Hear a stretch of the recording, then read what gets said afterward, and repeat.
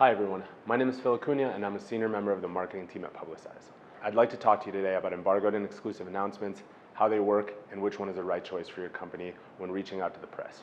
If you want to get media coverage for your company, you have to have something newsworthy to announce, whether it's a new funding round, a partnership, or a product launch.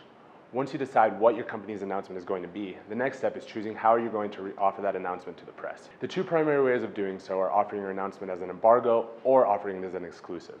Here's how they differ. Embargoes work on an honor system where you send your announcement to a group of journalists a few days in advance and tell them you can only publish this story at a certain time on a certain date and not before then. You then have to rely on the journalists to honor that agreement. While it may be tempting for them to break the embargo, it's considered bad etiquette and could prevent them from receiving embargoed stories in the future.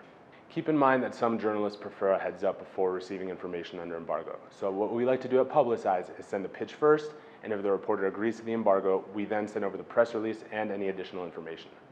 In contrast, when we offer an exclusive to a journalist, we give our word that we will not reach out to any other journalists or publications with this story, guaranteeing that they will be the first to break the news. Once a reporter publishes a story, you could go ahead and offer it to other publications.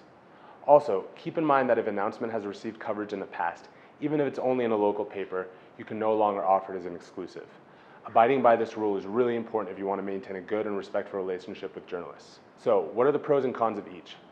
Well, the benefit of embargoes is that they allow you to offer your story to a large number of reporters in a short period of time, which, depending on the announcement, gives it a much higher chance of receiving coverage. The downside is that a journalist might be dissuaded by the fact that other publications will be covering the story, or because they are being asked to publish the story under a tight deadline. An exclusive, on the other hand, is attractive because journalists can rest assured that they will be the first with the story and that no other publication will be releasing the news at the same time.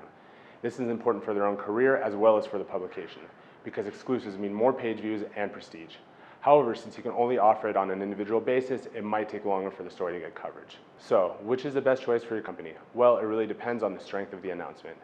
In my experience, an embargo is most effective when it's a very strong announcement, one that journalists can't resist even if they know that other publications might be covering it as well.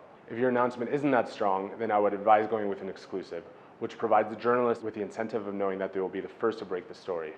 If you offer a reporter an exclusive, you're raising the chances that they will take the time to do deeper research, look for interviews, and write a more in-depth piece. Ultimately, it's up to you to decide on the best approach for your company. Just remember that journalists are doing you a favor by covering your announcement, so be appreciative of their time, provide them with all the information they need, and make the process as easy as possible for them. Thanks so much for watching Publicize Community.